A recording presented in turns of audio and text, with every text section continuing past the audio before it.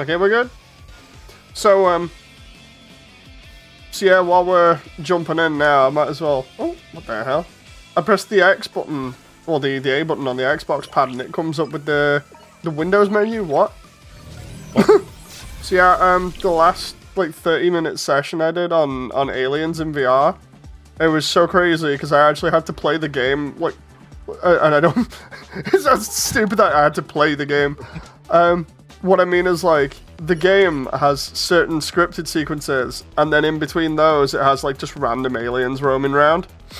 And what ended up happening was, I knew what I needed to do.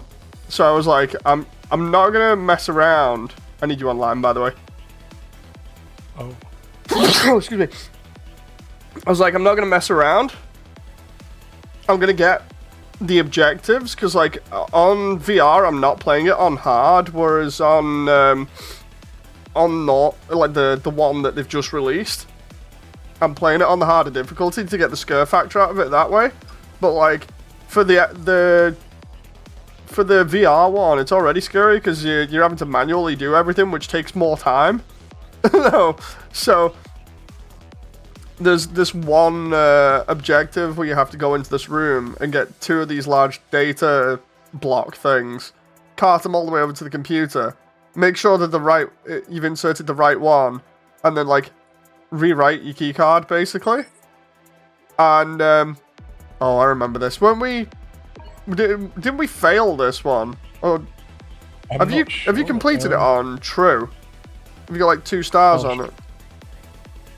Which one is it? It's Hunter of Angels.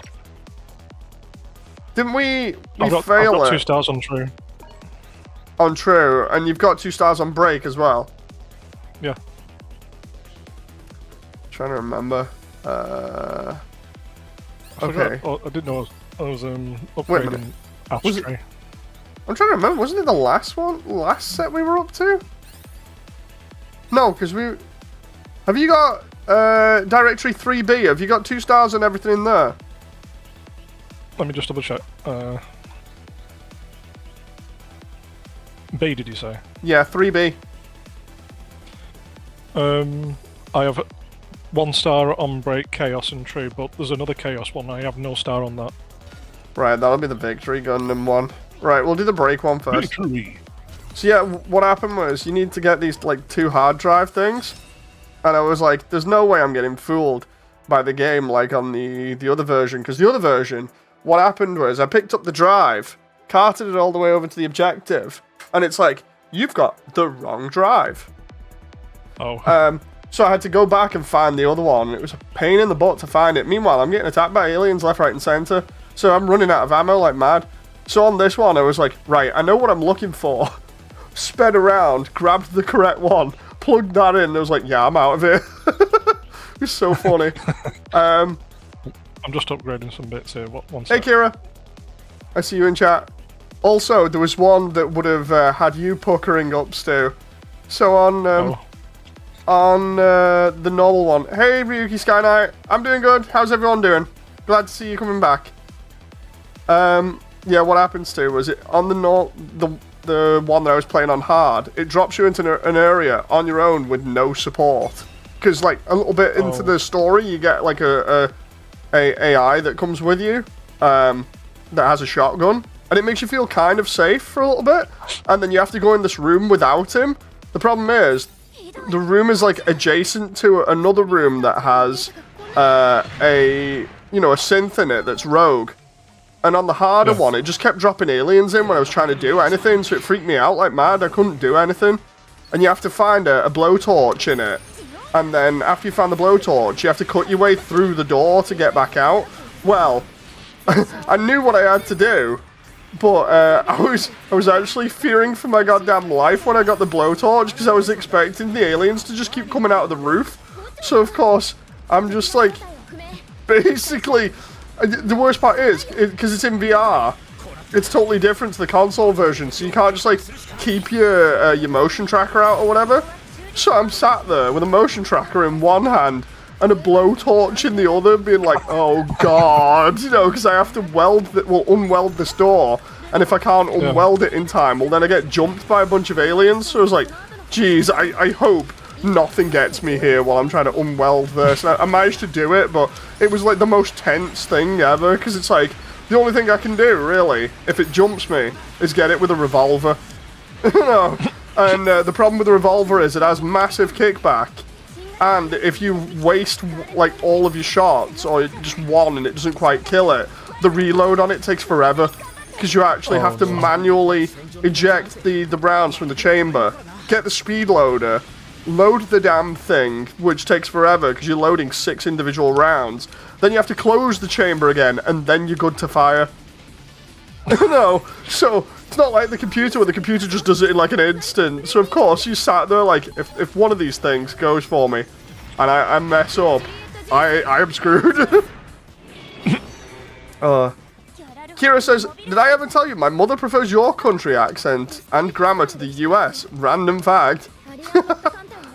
Okay, fair enough.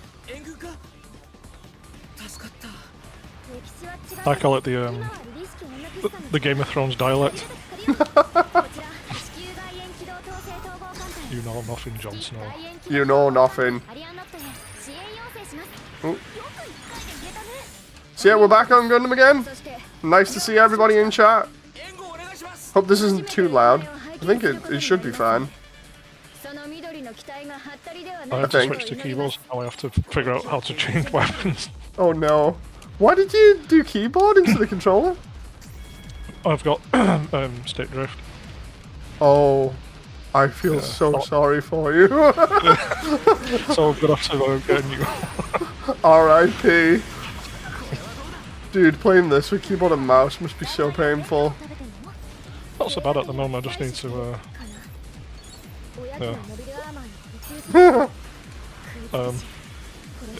it's all good. I prefer hearing you than hearing Julietta's BS, says Kira. I mean, nobody likes Julietta. She's a complete jobber.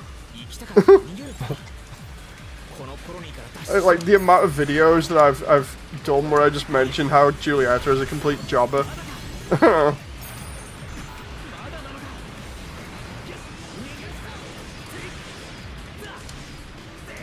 Oh, crap.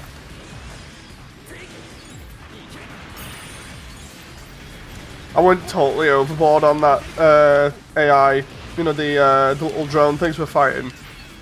One was on like really low health, and I just decided I'd send my dragoons out on it, and they just obliterated it.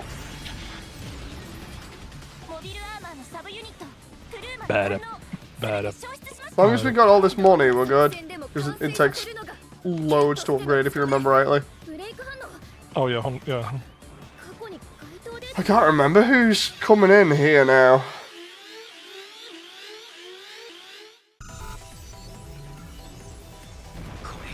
Oh, it's Ein. Ein. This lizard man. Oh my god, it's that guy. It's that guy, quite literally.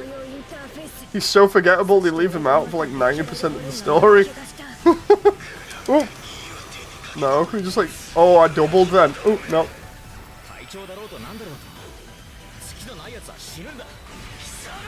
I used my special on him and it completely missed. You gonna try and get his attention? Remember, you gotta find out what your special is.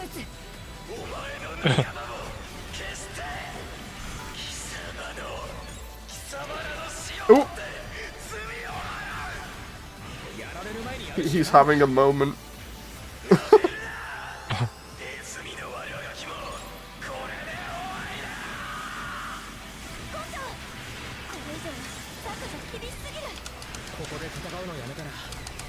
Oh, no, I thought he was going to get me then.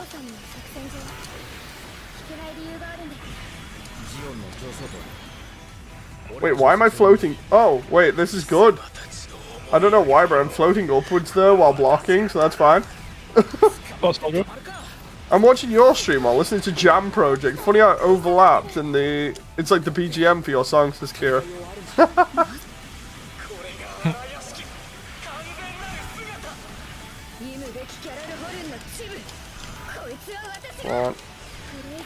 Nope, counted. No! Oh. Oh, I thought I could guard against that.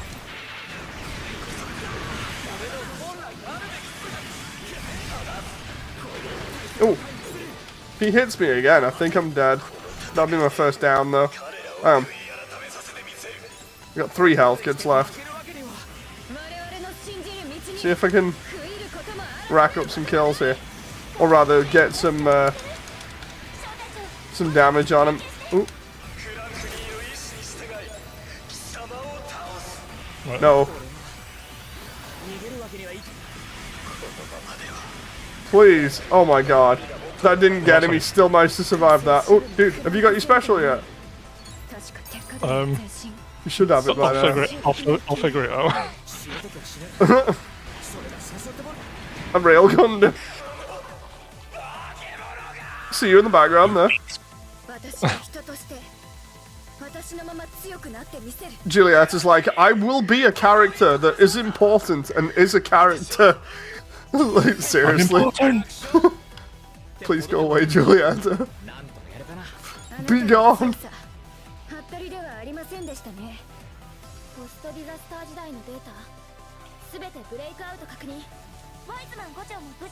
Oh, there's a box over here.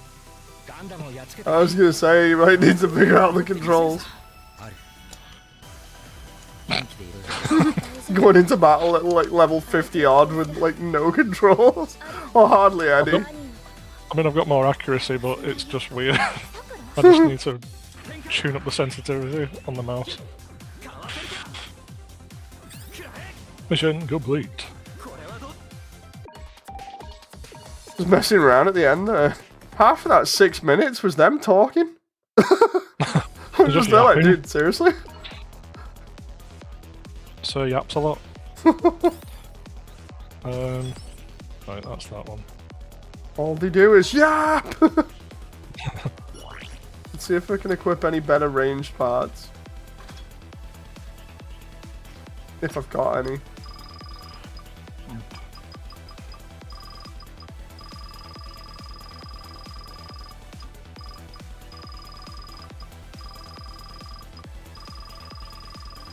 Ooh. Oh, that's it. So special attack is GF.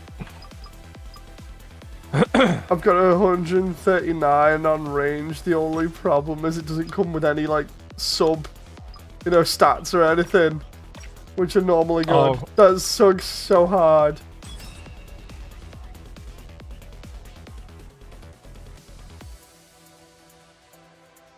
I'm like, yes, I would like a suit that's over level 80 and potentially is like really overpowered, and the game's just like, no. Oh, dude, that reminds me actually. Hang on. Right, I think I've got everything sorted. I just need to check some stuff now and then.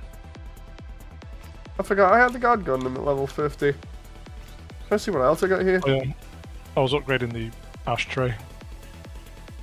I'm gonna go wacky here and try upgrading something else. Hang on.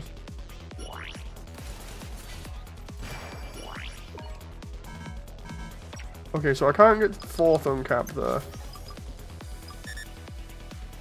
Oh, dude, this is gonna hurt. Let's just return to the...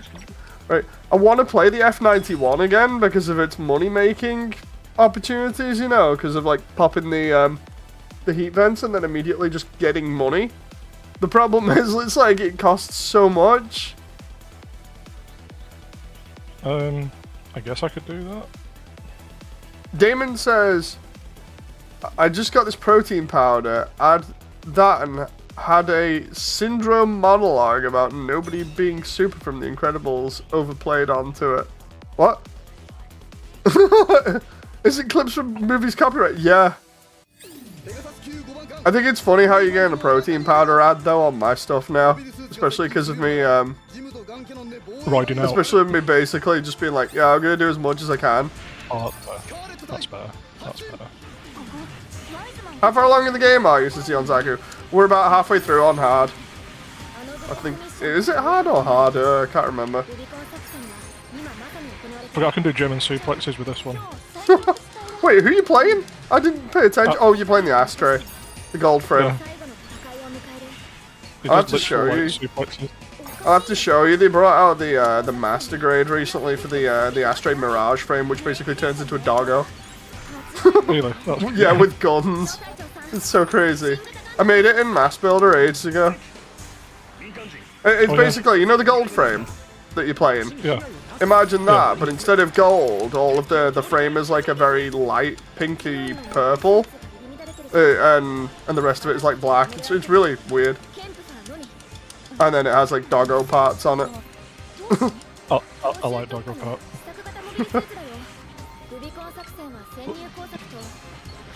This is one thing that I keep mentioning to people, but you know like songs that are like themed around the 80s or whatever, or came out in like a certain time in the 80s. Yeah. You'll notice it from the song in the background, but they have like a certain drum that they use in literally every single song that gives it that 80s feel. It's hard to describe as well. All I know it's the 80s drum. Because it's in everything.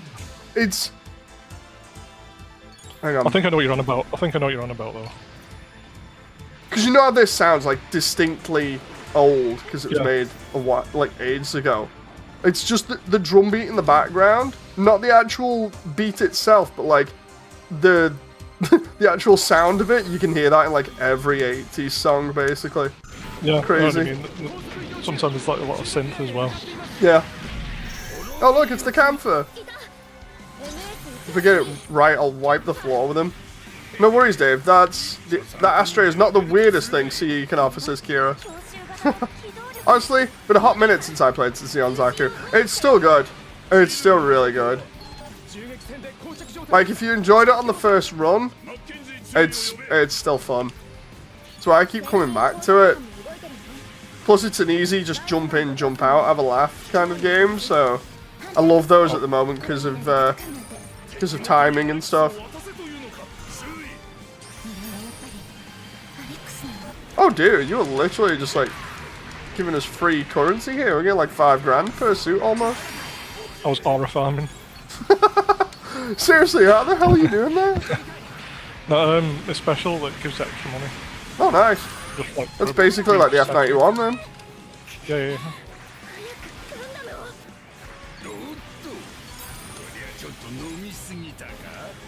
I think I'm getting the hang of this now. He says as he plays keyboard and mouse. It'd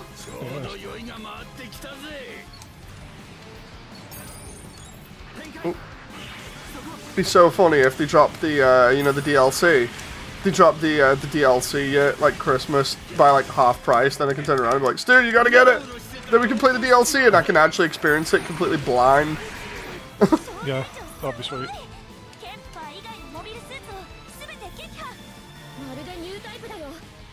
Because I've yet to play the DLC and I don't want it spoiled.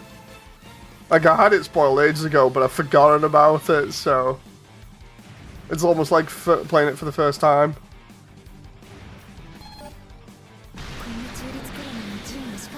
Oh, here we go. There's the Alex.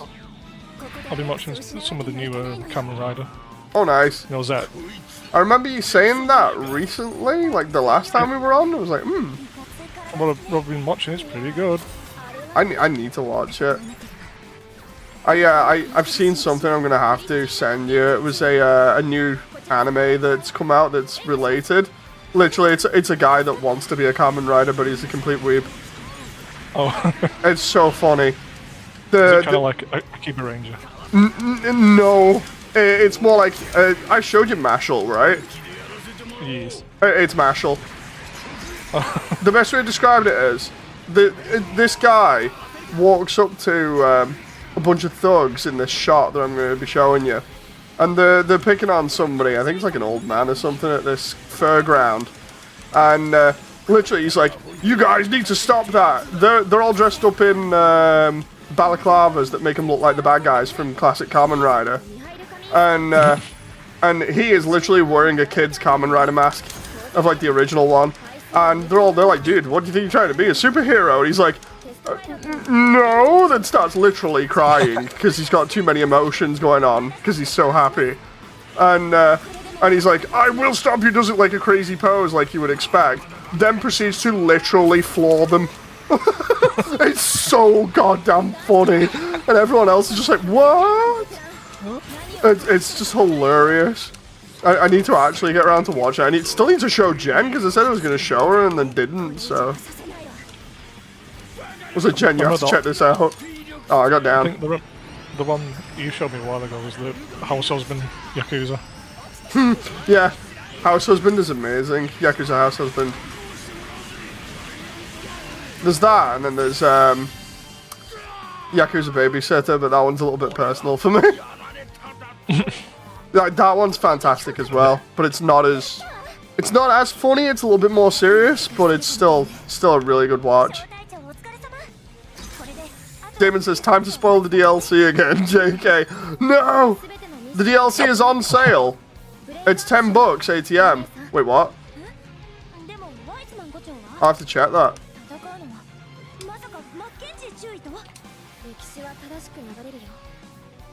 Stu, we need to petition the government to stop being idiots so that I can buy my Guna games. Yes. I just thought I'd mention that for a laugh because it's funny. Teach a man to go. I want to be able to actually get what I want rather than just be like held back by the government being like, hey you're like ages old. But guess what? We're gonna have to age check you by using a credit card on Steam. It's like, ha, no. just no. Right, yeah, we can't do the chaos mission because I don't have the key for it. So now it's Solomon. Let me just see what others I've got here. Chaos. I'm gonna just quickly check that thing about the store prices for the DLC. Hang on. Click. Oh, dude, it is. The season pass is £7. And then the Witch from Mercury pack is £7. That's the new one, isn't it? I think so. I'm not so sure I want the Witch from Mercury pack, but yeah, if you wanted, you could literally get the season pass when we're, in advance for when we're done with all of this. And then we can literally just continue playing and it's only going to cost you £7. Sweet. That's good, that. I'll try that. Wing Zero. That reminds me, they brought out a real grade of Wing Zero recently that's supposed to be really damn good. I was looking at a load of kits of it. Well, not kits, videos. Looks so good. All the detail in it is amazing. Oh no, it's Big Zam. The guy that literally just has an eye field and then that's it. And his beams. It's gonna take me forever to get through that goddamn eye field. More. Big defenses. Yeah.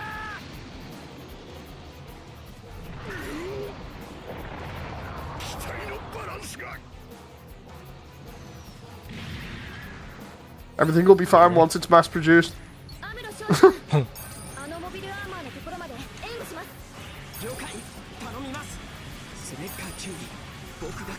I had a laugh the other day, Stu. I can't remember whether I told you, but I went into the undernet just to chill out and see who was there for a moment in between animating, and some guy literally comes up to me and goes, "Oh my god, you're Moody, you're that guy," and I'm like, hi, and he's like, "I just wanted to say, your project's never going to get finished," and then runs off. I was like, dude, what the hell? It was like the most random thing ever. I don't even know whether he's being serious or not. That was the thing. I'm just like, oh, okay, It was so weird. I didn't even get the chance to be like, dude, you do realize I'm literally animating this now? Like, I can understand if I didn't have any of the assets, or anything like that, but I'm literally at the point of being like, I'm animating now. I'm literally doing it right now. It's literally, I'm taking a breather between shots just to chill out. And then, yeah, he's just randomly like, it's never gonna get done. It's just like, okay. That's definitely a thing. Oh. Suffering from success, says Damon. I wouldn't say that. But yeah, it's... the funniest ones I've had for that kind of thing are literally where I'll walk in, and then it's more or less like an event. I'll just come in, and then everybody will be literally stood on the spawn, like camping it, waiting for me. I'll be like, hi. I'm like, oh my god, it's the old man. And I'll be like, hi. It's the dude. I need to collect these. I just realised the wreckage of all these mobile suits here that have been blown up because they're all melted by his beam cannons, so they're all heated, superheated orange. Dude, that's grim.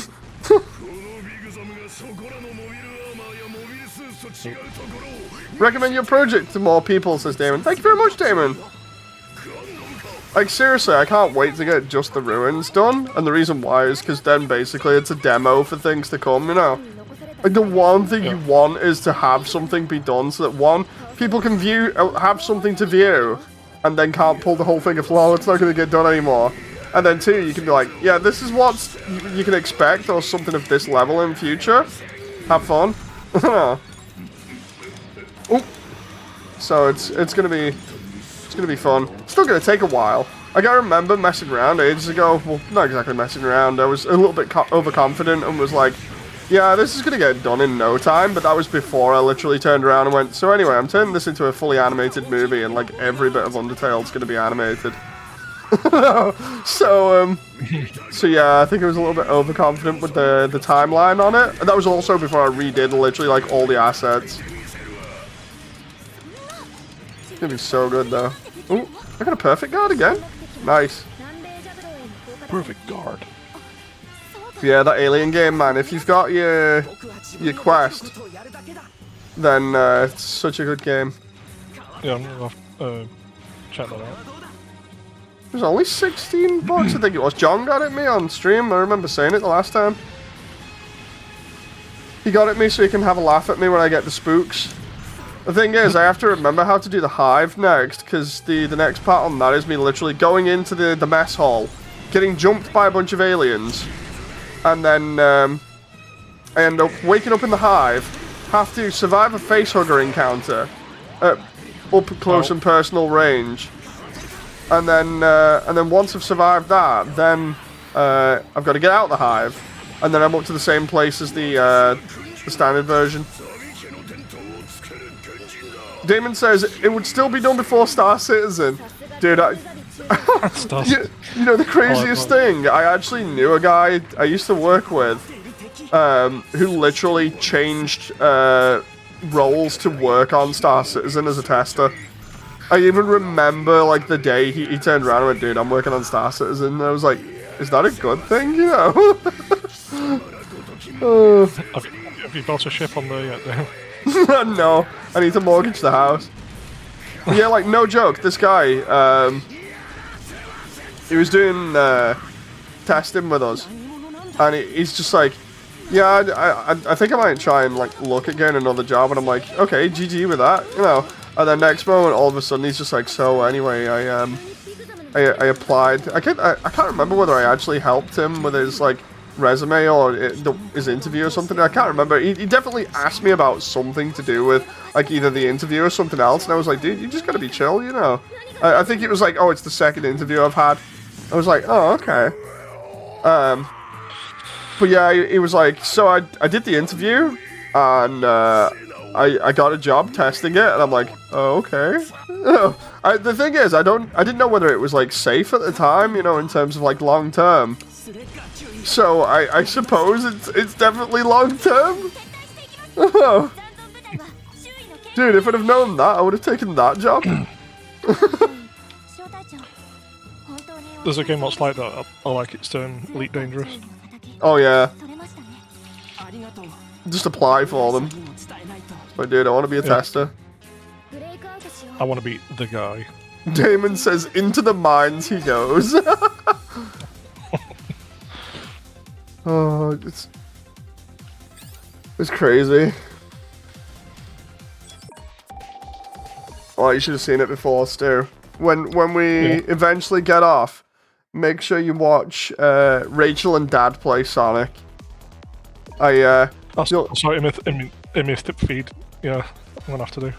The only reason I mention it, did we play Battle of Solomon just, or no? We played Big Zam, didn't we? Yeah. I don't think we played Battle of Solomon. Check 3C for me and see how many things you've got. I've got 1 star on Break, Chaos, and True. On each of them? Yeah, there's 1 star on Break, 1 star on Chaos, 1 star on True. Oh, okay, I must have messed up then. I swear we played Is that. Battle of Solomon? Yeah, Battle of Solomon. Yeah, I've got stars on all 3 of them. But they're only single? Yeah. Okay. I've just unlocked the original Gundam. The RX-78 too. Yeah, the reason why I mentioned that stream is because Rachel's being all cute on the microphone, and at the end, I'm like, say bye bye to the stream, Rachel, and she goes, bye bye, controller. Because I said people were talking to her through the controller. That's so adorable. So adorable. It really is. You need Rachel to pilot the Gundam on Games as Classic. She's flat out. Like, she didn't really have sleep last night. She kind of, because of her eczema and she's all scratchy and everything, she didn't really sleep too well. She had maybe like 3 or 4 hours sleep. So today was like a challenge trying to keep her awake. So we've had basically a chill day because me and Jen have had almost like, or have had no sleep as well. So, because we've been obviously having to look after her. So we're kind of wrecked at the moment is the best way of putting it. Everybody's wrecked. The only difference is Rachel went out so fast. It's like before I was trying to keep her awake, and then at like 3:30, or I think it was either 3:30, 4:45, she's just like trying to fall asleep on my chest while we were watching TV, and I'm just like, dude, no, don't go out. We need you to stay awake. Because if she goes out of a set like time pattern, that's it. We're just screwed, you know. But yeah. She's a new type, like me. Oh god. The funniest part was I tried doing on Crossworlds. I tried doing the whole thing of giving her a pad for her to play with. Except that I give her my clear PS4 pad, thinking that would work, and she quickly cottoned on that it wasn't doing anything and was upset about it. I was like, no. So yeah, she's very smart. Yeah. Surprised she didn't actually tell me off for that. But Daddy, where's the controller? It's like, oh no. Father, you cannot betray me. She's like Ash's Charizard sometimes. You just don't have enough badges to train her.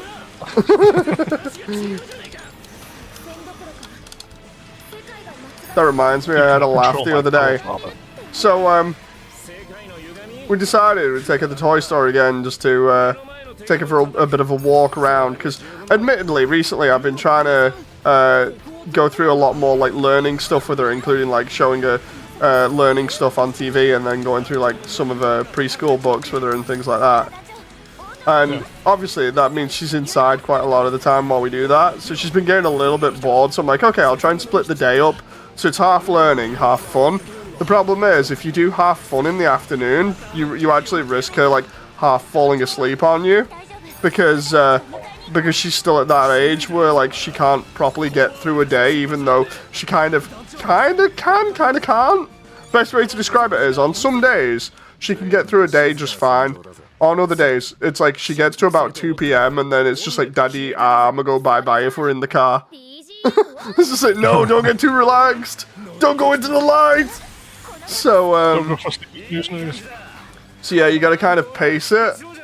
And I took her to the toy store the other day, and she found this shopping trolley, this toy shopping trolley, and decided she wanted to grab it and take it around the store. She walked round the freaking video game section for 10 laps with this thing, right? just because next to the video game section is the lights section, where she can see Nightmare Before Christmas characters that actually light up that we ended up getting her ages ago. And she keeps running around and going, "Hi Jack, hi Sally," and then going back and doing it all over again. I had to say sorry to everyone that we were in the way of when we were going around like multiple times. So she's going around with this plastic shopping trolley, and then all of a sudden she sees a Minecraft axolotl that lights up that's like giant, decides, "Oh, I'm gonna have that," throws that in her plastic shopping trolley. I'm like, "Darling, we're not walking out with that, I don't have enough money for that." She's like, "I'm gonna take it anyway." She walks around like the store twice, the entire store twice. And I'm like, darling.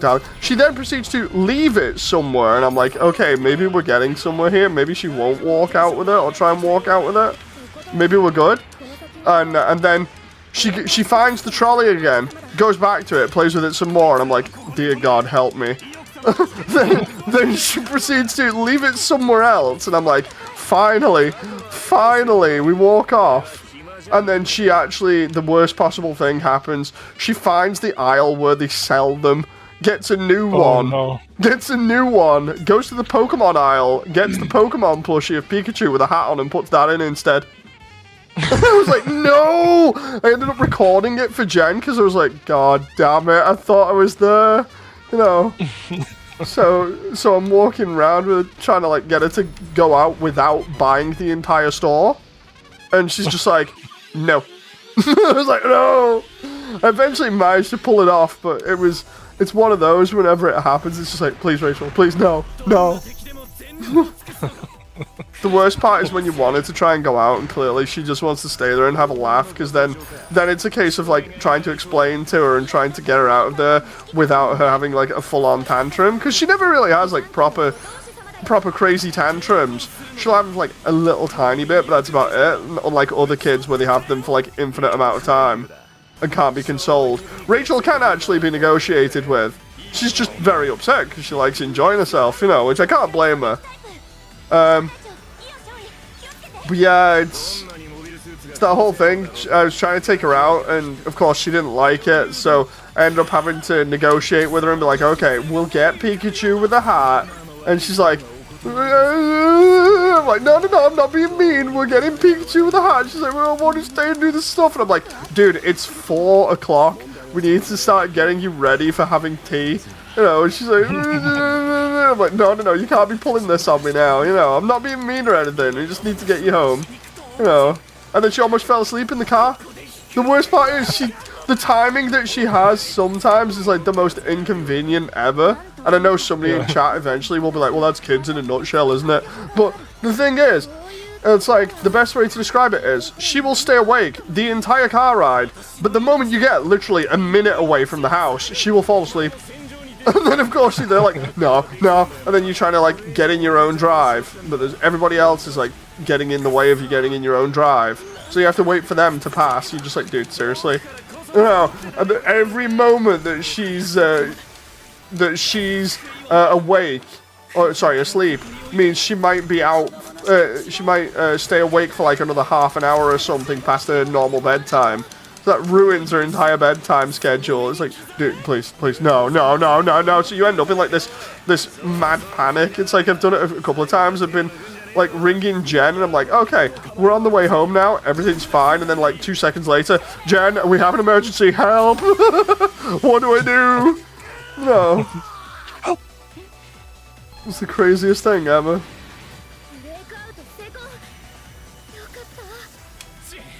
Love the way we had a conversation about Rachel while absolutely slaughtering Eeyok there and then dabbing on his corpse. Because he's a complete jobber. Kids are the best when they gotta focus. Oh yeah, totally.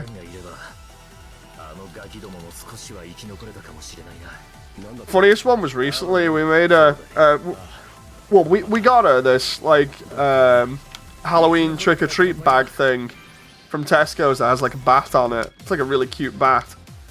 And, of course, because it's Halloween stuff, she's really loving it. You know, she loves Halloween. Her Halloween started like a month ago, and has continued. You know. So we got her this thing, and we filled it up full of, like, her snacks that she normally has. So that she wouldn't go without snacks. and I had a laugh and called it a boo bag. And I'm like, Rachel, do you like your boo bag? And for some strange reason, she was just totally tripping balls. So she just started laughing at it like mad when I said boo bag. I'm like, dude, what's the deal? She's like, boo bag, and then literally is like howling, laughing. I'm like, dude, it's just a boo bag. What's up? She's like, boo bag, and just keeps on laughing her head off to the point where she like can hardly breathe. I'm like, dude, I think I should stop with this joke now. I've never seen somebody losing at something like that. By the way, have you got 2 on the break now? Let me double check. I've got 2 on break, yes. Okay, so now it's just true that we need to do them? Thought True we'd already done true, but okay. Oh yeah, just check my save. Forgot how much I played this as Zeon Zaku. Yeah, 1 star on true. Burn.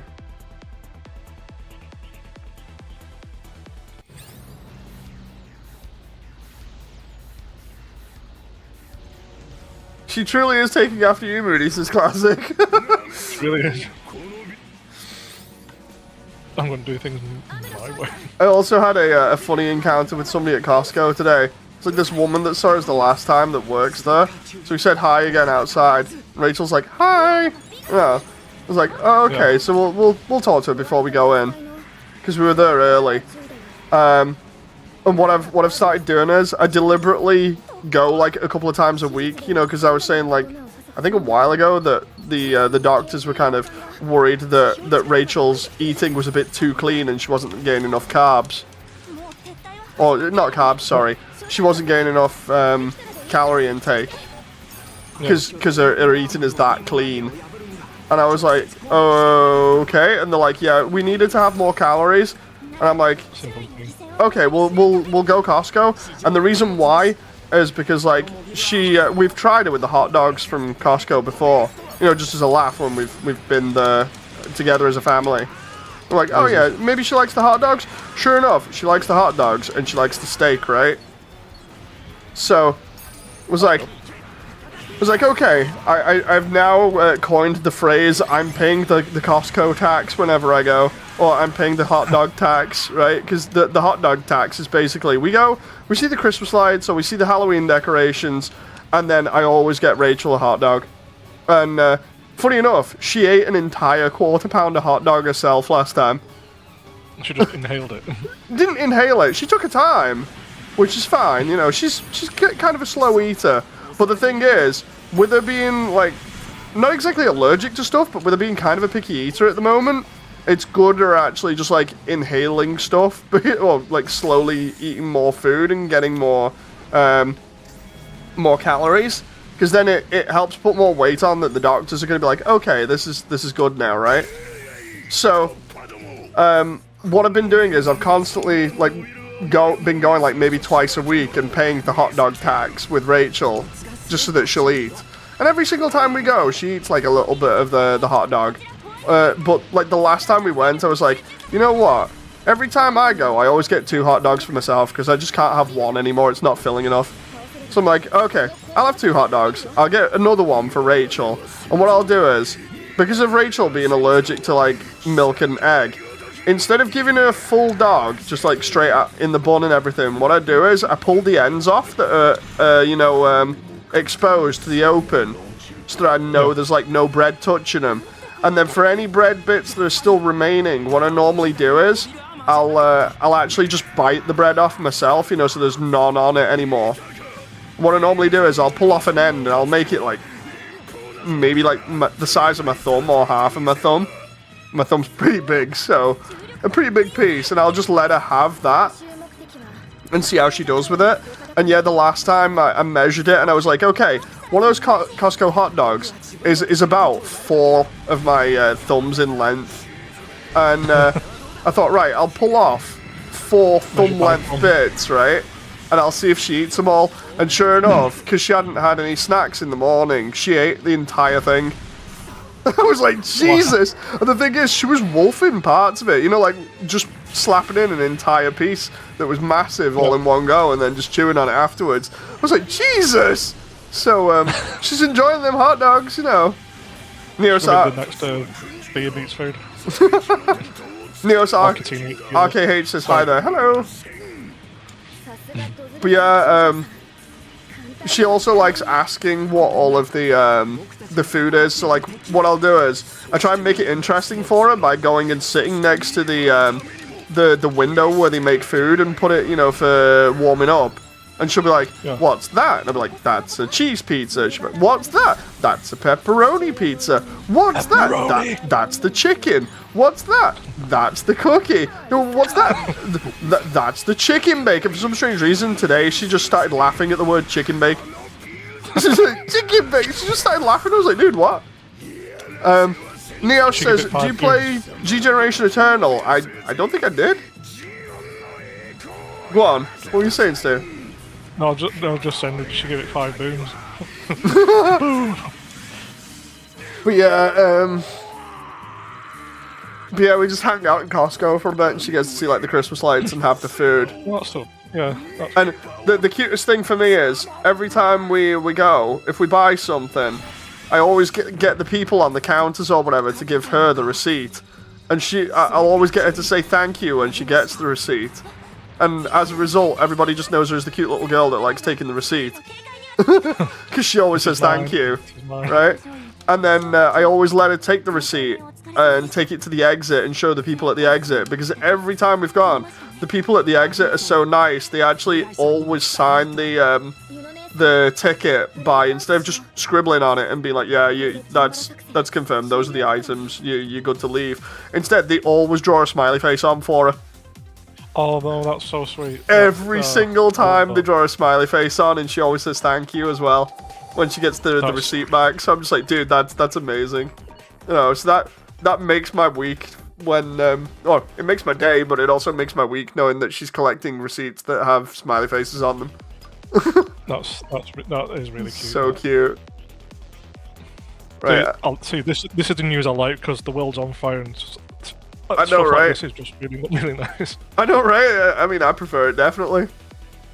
Obviously. But, that one, you've got 2 stars on it now, right? Let me double check. 2 stars on Breaking True, and it's just 1 star on Chaos. Yeah, I need to do the Chaos one as well, but I don't know what I actually need. Oh, 10 revision keys? Jesus. That's a lot. I've got 9 on me. No wonder I'm not able to do that one yet. Okay, so we got the break on this one over Kilimanjaro. The Psycho Gundam? Kilimanjaro. I'm trying to think. Your family sounds so wholesome, says Damon. I like to think that we're doing good, considering, you know. No, you are. The other funny one I've done is I take her out sometimes to the garden centre just because she likes looking at the aquarium section for the fish, and it's like she knows off by heart the exact route to the fish now, right? But because I've pointed certain things out to her throughout the store, she runs over to those as well. So like the last time I went, I can't remember, it was like a family friend or something, and she keeps going, come on, follow me, and I'm like, dude, it's okay, you don't need to run. She literally runs to the bonsai tree section, right, and then stirs at the Buddha statue that they have, like a mini Buddha statue, because I pointed it out one time, and she's like, Daddy, look, statue! And I'm like, yeah, I know, Rachel, right? And then she runs off. She'll run to the next place where they've got the Halloween decorations at the moment. She's like, look, Daddy, pumpkin! I'm like, I know, it's great, isn't it, Rachel? And then she runs around the corner. And around the corner, they've started putting Christmas lights, which she's like, ooh, ah. But the funnier part about it is, they literally have barbecues, and I said to Jem for a laugh, whenever we eventually are set money-wise, and we've got everything sorted, I should deliberately buy a smoker for a laugh, and then just start doing, like, Texas barbecue. And I was like, look, Rachel, barbecue. Now she runs over to it and starts messing with the controls every single time. I'm like, Daddy, barbecue! I'm like, no, Rachel, that's not your barbecue. We need to pay for that, you know? Next bit, she puts on like a South American accent as well. But yeah, there was that. And then sometimes she'll go look at the book section. The problem is that if anyone else has ever been to a garden centre in like the past 10, 20 years, you'll know that the garden centre is like the most expensive place to go. So if she sees something at the garden centre, it's like, oh God help me. I hope she doesn't see something that's like worth, apparent, or is selling for like tons of money. No, it sounds terrible, but... the garden place you're on about, at Christmas time, they do a lot of big, massive sets as well. Yeah, and so she'll love that. She runs through. Sometimes she'll like go in the cafe because she likes drinking stuff in like the cafe. But next to the cafe, they have a section with like bird calls and stuff that are like motion sensor ones. So like you can have them set up in your garden. She's Daddy, it sounds like a bird. I'm like, yeah, yes, it does, Rachel. Oh, she's just running around going, it's a bird, Daddy, it's a bird. I'm like, I know, Rachel, right? And then she legs it outside, and she'll just like be like, Daddy, come on. She legs it all the way to the aquarium section, and then when she gets inside the aquarium, she likes looking at the fountains that you can turn on and off with like the controls. But what I've deliberately done is because I said fountain one time to her, it didn't really click on, so I deliberately said water spout. So every time she goes in, she's like, Daddy, water spout, look! And she just keeps like, every time she's like super excited or something, she just look! It's so funny. And yeah, she'll run. She does this thing where she runs round. Damon, she runs round and does like this circle around the aquarium section. But when she's doing this circle, what it is she goes to the fountains, goes, Daddy, water spout, look! Then she runs off, says hi to the fish that are in front. There's like a load of goldfish in a tank. She says hi to them by literally going up and going, hi fishies, and waves at the tank. Right? And then what's even funnier is, then she'll go to one of the other tanks that has fish in it, but all the fish inside also have a fish tank toy thing, you know, like, that you can put in the tank, and it's literally a treasure chest that blows bubbles. And she's like, Daddy, look, treasure chest! I'm like, yeah, I know, Rachel. She said, bubbles! And she's laughing like mad while she's doing all of this, running around, just running to each one. And she will literally sit there and do laps of the place while saying the same things over and over and over again until she literally runs out of energy. And it's funny because we've had family friends with us, and when they come round, they're like, dude, you're not worried about her running off here? I'm like, no, because she does predictable laps. So as long as I can keep her within vision, you know, I don't need to worry, because one, this place doesn't really have too many people, and two, she does very predictable laps, and you can hear her from a mile away. So it's so funny. It might be a bit cold now, but does she like the sandpit? I don't think she's messed around with that. No. Oh no, this is a different one that I'm on about. Oh, is it a different one? Yeah. Okay. We've still got to go back to that other one. Right. But yeah, the funniest part was we went last time, and Rachel was having that much fun. There was an old lady that was there, and she was messing around when we walked past, and Rachel was going, Daddy! She went, dude, do me a favor, stop having fun, it's making me jealous. I was like, oh well, you know, it's so funny. I was like, I'm sorry. Like, I can't help it, no.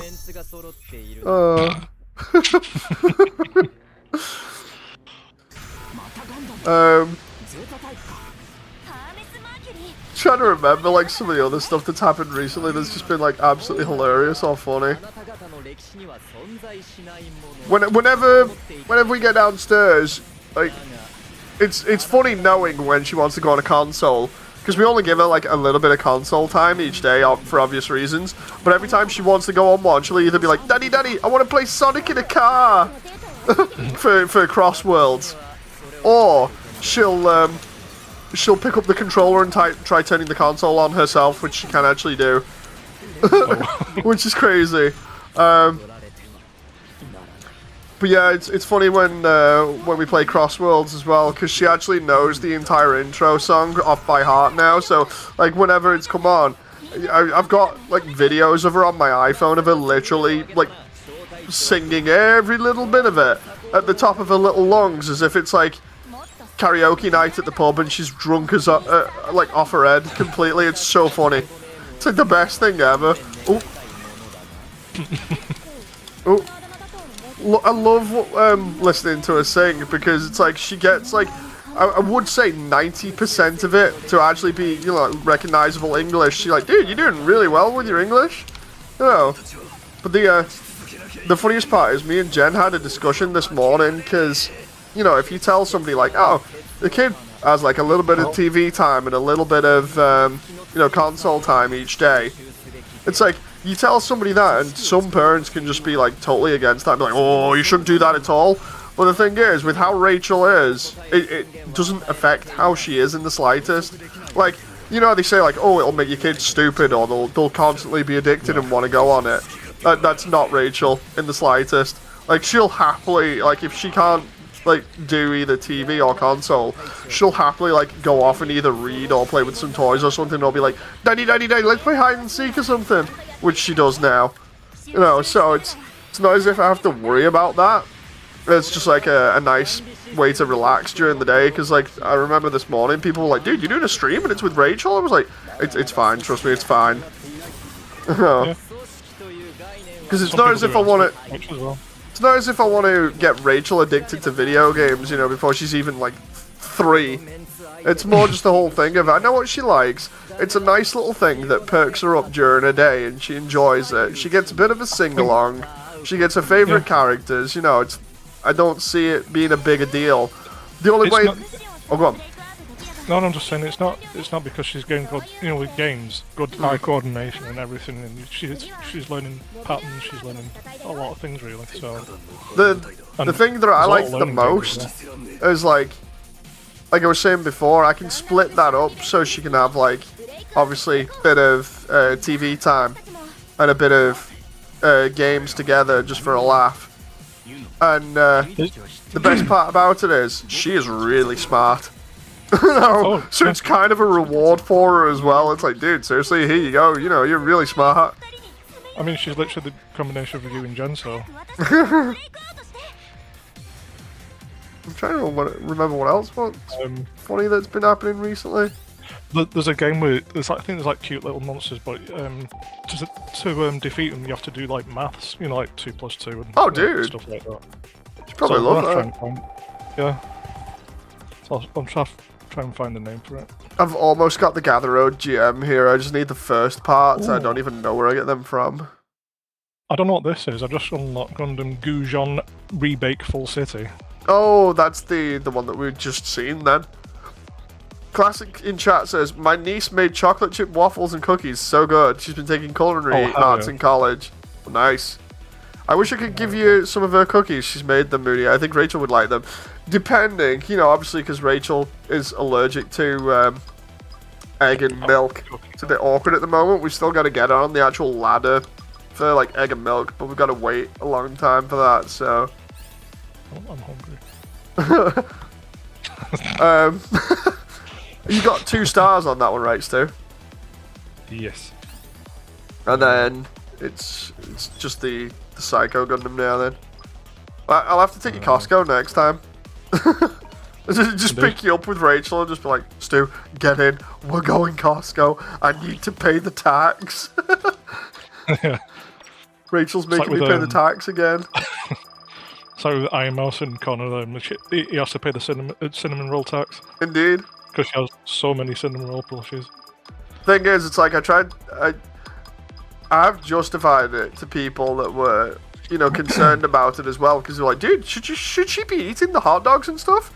You don't know what's in them? And I'm like, dude, you can buy the hot dogs in store. So I looked at the back of the packet and saw what's inside them. They're great. They're full of protein.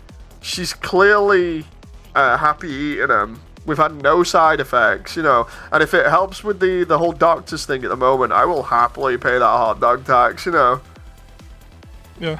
As long as she's not having too much, it's all good. As long as she's not having too much, and as long as it's helping her, you know, then it's all good. To life is moderation, so... Oh yeah. Unless you're me and you try and eat 3 hot dogs every time you go. Yeah. Almost like an entire pound of hot dog meat. If they could just give me that and no buns, I'd be really happy. Just give me a pound of hot dog meat and no buns. Because the buns fill you up tons. I don't need that. I just want the protein. Give me the pro.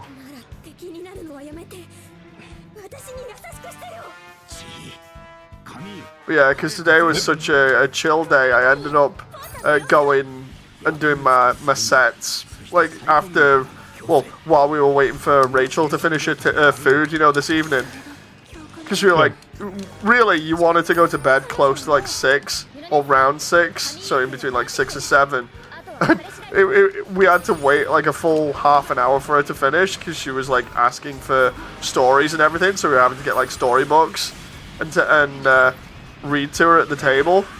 So what we ended up doing was, while Jen was reading stories to her, because the pull-up bar that we've got is right next to, well, right in the kitchen door. I ended up literally just doing my sets while I was listening to Jen and watching Jen tell stories to Rachel while she was waiting for her to eat more of her food. So it was really funny. Reminds me, I need to have my protein shake in a bit as well. You can get protein yogurts as well. I've been trying them, they're really nice. No joke, already know about them. Like, I don't get anything that doesn't say high protein on it now. No joke, I'm just a demon for protein at the moment. Like, ever since I started doing, you know, my workout and stuff, it's like, if it doesn't have high protein and has too much saturated fats in it, that's it. I just stay away from it. Get like, you know, like Rivita, what's high in fibre as well. We've got that. Oh, yeah. Trust me when I say we've already got stuff like that in. If it's got protein in it, we've probably got it already, or we've had it in, and it's so good. Sourdough bread? Yeah. Only me and Jen though, because of Rachel. Rachel has half and half, you know, like the stuff that doesn't have milk or eggs in. Kind of balance it out sometimes with a bit of pasta as well, so you're getting a little bit of fattiness. Maybe. My whole go-to are just for like ease, and because of the amount of protein, is literally a couple of eggs and a steak. Well, it has to be from Costco. I scramble some eggs and put it on some... No joke, we go through a box of 24 eggs in a week, no problem. It's nuts. There's a farm shop nearby, and So Jen, you can get like 20. yeah, money goes on the eggs. Money goes on the eggs. They're expensive. It's because of me doing this diet for us, which is just great, you know. That's where all the money's going at the moment. Cause I'm like, Jen, I need the pecs, I need the abs, I need the arms. It's mainly the arms at the moment. I need some eggs, but they're sold out. Day. Seriously, the funniest part was, coincidentally, at one point, I was actually looking at a box of 60 eggs and going, would we actually use more eggs or not? I'll give you the address for this farm shop. They sell them like in bulk. So. Ooh. Yeah, but I'm enough to say scramble some and then put on toast, and it's nice. But no steak? Oh, no, you gotta have a steak with it. I have steak, but that's... steak and like 2 to 3 eggs. So good. Sometimes I cut up a steak and put it in like a bed of lettuce and all that, so you're getting your greens as well. Ooh, nice. So like having like a steak salad sometimes. I just got floored by 4. She literally drop kicked me in the face. I'm about to die. She's literally about to do it again. I'm trying. I'm here talking about healthy eating and steaks and stuff as if I'm like the man's podcast or whatever. And then she's just like, dude, remember, you're playing a game with Gundams in it. You're about to get drop kicked in the face. No, oh, a perfect guarded. I perfect guarded my steak against 4. Not having my steak! A Philly cheesesteak. Nice. It can, yeah, that's nice. This is why she's gonna lose against us, Stu. She's too busy trying to get my steak. Yeah, no way. Can't have my steak, man. Stop horrifying me. Right, special time. Oh, hell no. I just constantly fire at it with the railguns and then hope I get the special at the end. I like a good ribeye. Ooh, nice. Ribeye's nice. Phew. A lot of flavour. Oh, Gara! Ooh, nice. That's what you get for trying to steal my steak! And then drop kicking me in the face. I know it sounds sauce, but get off my eggs.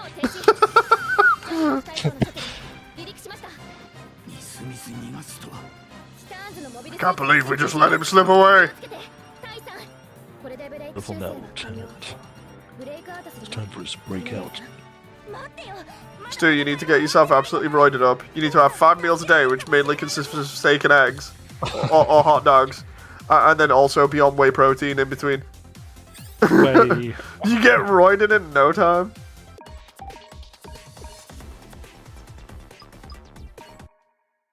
I need to get some new weights as well, because mine was I've had them for like years. Rachel tried with my kettlebell the other day. She can push it slightly. It's a 10 kilogram one. Oh my god, she's gonna be like One Punch Man or One Punch Woman. It's so funny. By the way, have you got double stars on both of them then? What, this 4C? Yeah, I've got double stars on Breaking True, but one on Chaos. that's fine. We'll do this one next. Kilimanjaro. Yeah, no, I had some friends come around and they were like, dude, you really think you should be letting her push the 10 kilogram weight? And I was like, if she can push it, that's great. But I only let her do it a little bit and then I picked it up and moved it. Because I have to do more reps with that across, like cross-body curls. Oh, I've got no money now. Yeah.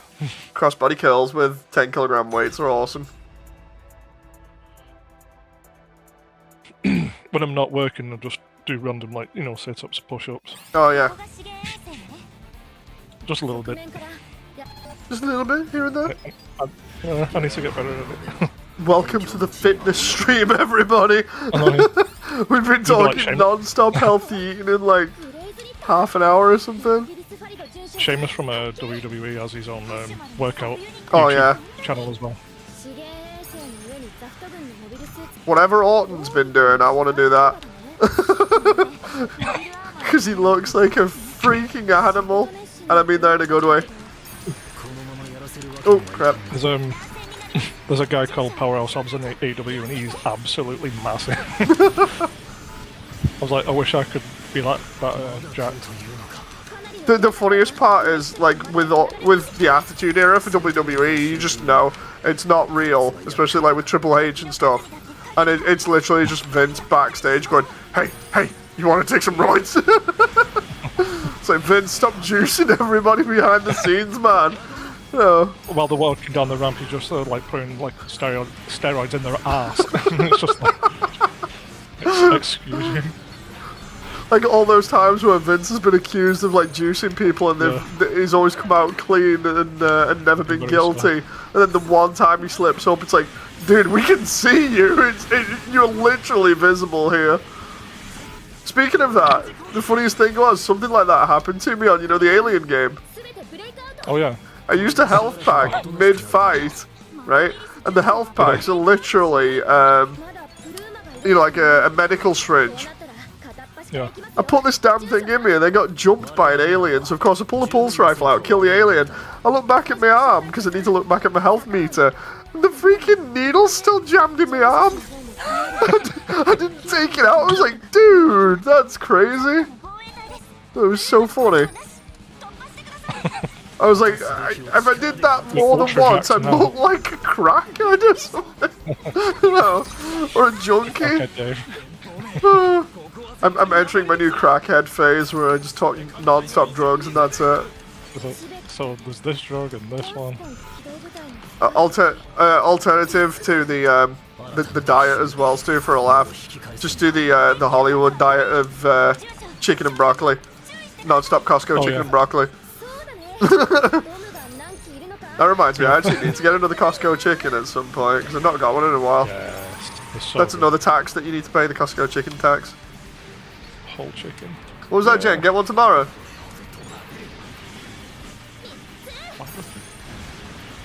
Okay.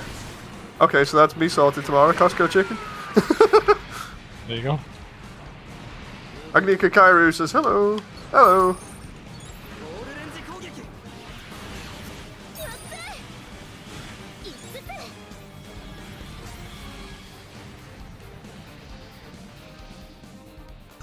Let's do it quick. Go watch that film where Tom Hardy's an MMA fighter. Quick. It'll make you want to do the chicken and broccoli route. That moment where I literally just shot everything with my special and just got us tons of money. I literally did the same thing as well. That was, I think we just doubled up there.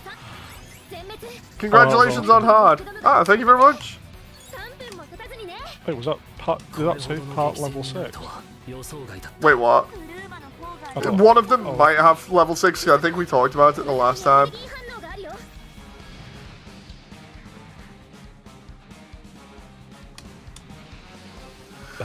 Can you take out that Gundam carrier above the Louisia carrier? Because I don't want stuff dropping onto us while we're busy trying to take everything out. Reminds me, I still need to play that other Seed game that came out. I also need to do my my occasional rip-on Seed thing where I'm like, dude, Kira can't do anything but cry. If it's not ripping on IBO because of Julieta being a jobber, it's Kira non-stop crying at the beginning of Seed. He also may have purchased a cook chair, but I'm not quite sure. Yeah. I guess we'll have to find out. He has to make sure every hotel room has a cook chair.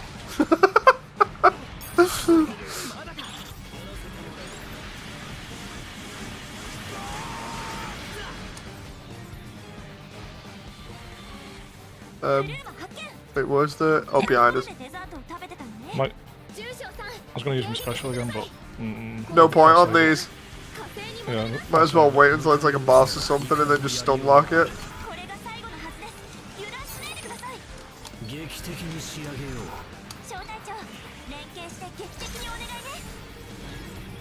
Ten-hit combo, nice. Hope everyone's still enjoying the stream, by the way.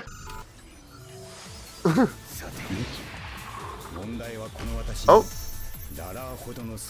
John. it's Shah. Oh, I remember Shah in the Zeong. He's such a pain at this bit. Because he's got tons of room to move around. Oh, that's fast. Yep. And iframes. Woo! Awesome stream so far, says Damon. Oh, that reminds me, Stu, you would have liked it in the Discord the other day. Not in the one that you, me, and Sean, and I think John and Jen are in. But on my personal one, Damon posts food stuff. And the other day he's like, so anyway, his steak and chips. And I'm like, oh my god, that looks so nice. Oh hell yeah, that's awesome. Oh crap. You should do that I'm like, dead. like exchange. Oh no, exchange recipes. Just have that as like the title of it. Just like, we're exchanging recipes. It's homemade salt and pepper chips. Tell you one thing I've been having a good laugh with recently in terms of like snacks. Freaking, oats. Yeah. Been deliberately putting the 2-minute oats in and making porridge and then having a bit of jam with it. But I had a slight bit where I almost ended up jeopardizing the relationship again with Jen the other day. Oh, here we go again. Yeah, you know how I think me and Jen have mentioned it in the past about how we do jam and cream differently on scones. Yeah. Like Jen does it the opposite to me, so I do like cream and then jam, and she does jam then cream. It's just weird. Yeah. And here we go. She's in the background. Jen. She's getting angry. She's trying to defend herself again. I feel threatened. Basically, we did the same with the porridge. She was like, "Dude, you put the jam in, you stir it around, you make it pink, then you get a bit of jam in every bite." And I'm like, "No, you just plop the jam in the center and then like just carve away at it that way." And Jem was like, "Dude, no." And I was like, "This is literally the scone thing all over again, isn't it?" And she was like, There we go. "Calm down, Jen. Put the cutlery down. I feel threatened I don't want Mum here." and Dad to get that divorce. No, I'm not having your porridge. You just deliberately stirred it around and making it pink. Mum and Dad are fighting. Jem, put the bowl down. You're not throwing that at me. She's like, "Dude, I'm not wasting good porridge." I feel offended. Here, we'll do the true one. See, sometimes I'm completely different. If I'm having porridge, I'll put some blueberries in it. Thank you very much for the drink, Jen. Oh my God, Stu, just threw a wrench in the works, Jen, and said he likes blueberries in it. Oh, she's taking your side here, dude. What have you been up to? What are you not telling me? I just want What's that, Jen? That's awesome. Stu's messing. He says, "I just want you to get along." But no, I do like blueberries. They're awesome. Superfood. Oh yeah, she says, "Just get rid of the jam and have a pack of Nutella." You are not having that. Hell yeah.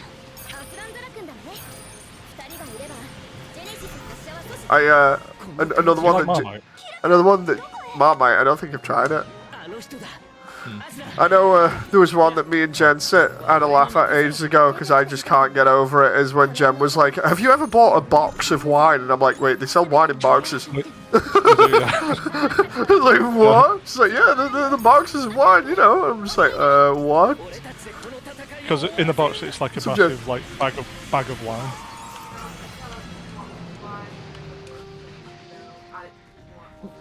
When we saying about like doing the lollipop that Bernard has from Black Books, and we were like, we'll just get like a box of wine and do that with it, and then you're like, "Wait a minute, box of wine?" Yeah, that was it. You can't freeze a bottle because you'd get glass in the entire thing. Yeah, that was it. So yeah, oh my God, I need to watch Black Books again, man. So good. The little book of calm. Yeah, with a little book of calm.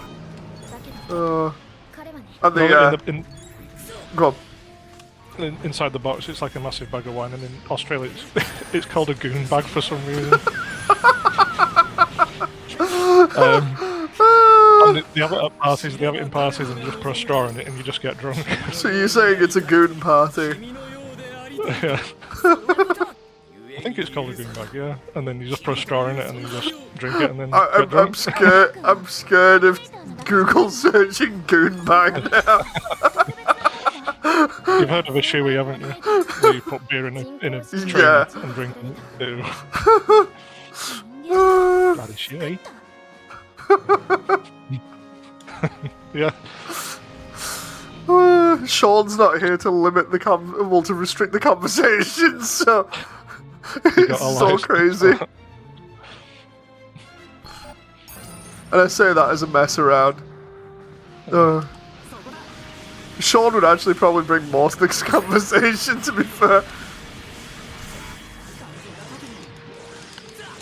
I think the reason why he's not been on, like I was saying, is because of his shift change.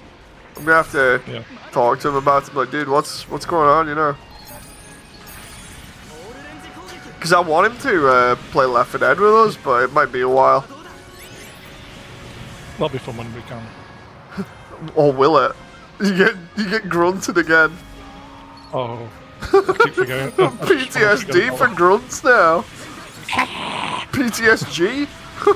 It's like, or whatever the hell it is. The grunt laugh thing. The previous mod had a different sound. It was like yeah, something like that. And then now it's just like weird ass laugh that just you can't take seriously. And the next minute he's busy just running off with your corpse. It's just like, dude, what?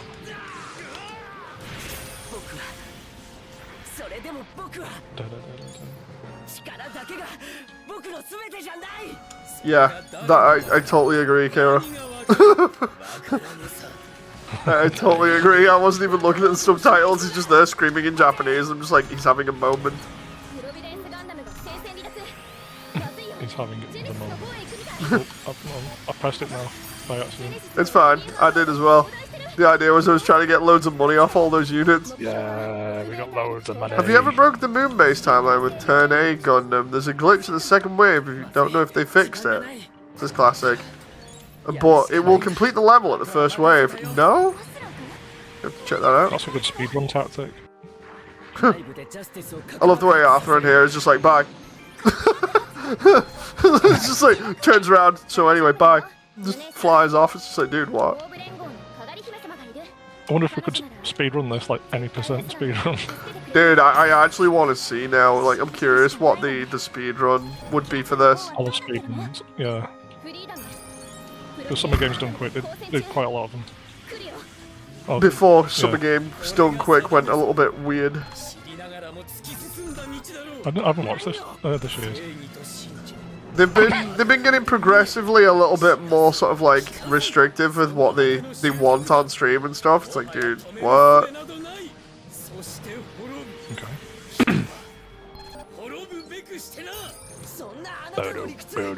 I love the way the only reason we're still fighting grunts here is because Kira and this other guy are literally just talking to each other. They're literally having a yap session. Be totally different if they were actually in-game fighting each other and having a yap, but no, they're totally just yapping. They're literally looking at each other from like 20 feet away, in the mobile suits, just yapping. So here we go. Today? This is what it should have been. Right? This is what it should have been the entire time. Even so, I ... Oh no, I'm about to get wrecked here.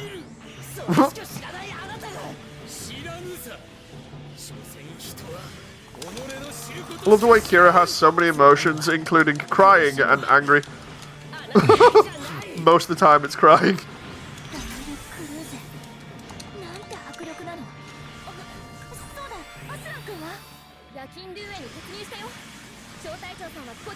That moment where you zap the boss with your special and it only takes off a quarter of his health bar and then he proceeds to almost kill you. And then you hit him with your special? Nice. Dude, that actually saved me there, because I think he was trying to do a rush down like that. Watch out for this guy, he has the same Dragoons set up, you know, that I do. Yeah. He's a similar type to the Freedom, he's just got a little bit more firepower, I think. There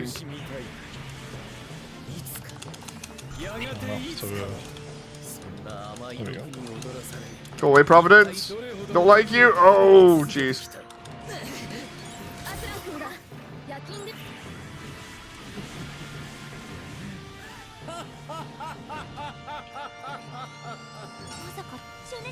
I still laugh about the as little as I know about Seed. Literally, it's just we're making illegal mobile suits in a colony, and then everybody died at the end, and we stole the mobile suits. Lol. It's like okay, and then it's like okay, the protagonist Kira manages to keep one of the mobile suits. So it's like okay, now we'll just chase it down and destroy the ship that it's on. Just to get rid of it or capture it. That's like half of the first arc. Meanwhile, his best friend, who happens to be on the opposite side of combat, is like, I'm your best friend, but I will kill you. No joke. This is like my lazy way of describing Seed, right? It gets to the point where Kira kills one of his friends, and there's a meme about it because literally the line is just, "You killed Nicole. He loved playing the piano." That's literally the line, right? And then Arthur kills one of Kira's friends who goes to back him up in battle. They both stab each other's mobile suits, which have nuclear reactors. They both end up managing to survive nuclear explosions in different ways. And then it literally, the story then changes too. I have differences between how I would like to do things, but this is for the greater good, so I'm going to team up with you and become your best friend again. It's like, dude, what? It's weird. All kinds of weird. Oh, also, in between, we may cry. Have you done both of those as stars? Yeah. Oh, and also there's a sex scene in it. What? With a racist. Wait, what? Yeah, literally. Let's put it this way, right? The way they group up part of the cast is one of the cast members is part of a I wouldn't say it was like a full-on like racism thing. Let's put it this way: they just don't like people from space because people from space are supposed to be better than them or something, or have like new type style powers, and they take it to like racist levels where one of the female people on the ship that Kira's on is like, I don't like space people. They're disgusting. It's like, dude, she lays it thick for like the first 12 episodes, I think it is, and then. I don't know, because I've not seen past that. I assume she kind of chills the hell out for a little bit, instead of being like, ew, space people, you know? And then they get to a point where there's a fight that they have to have in the desert where they end up landing on, I think it's Earth. And the ship, like, lands. They go out to defend the ship in the strike Gundam. And, yeah, before that, they have sex. She's just like, I know what you want, and he's like, she's just like, has sex. So technically, he has sex with a racist, and then she finds out he's one of the people she hates. She's like,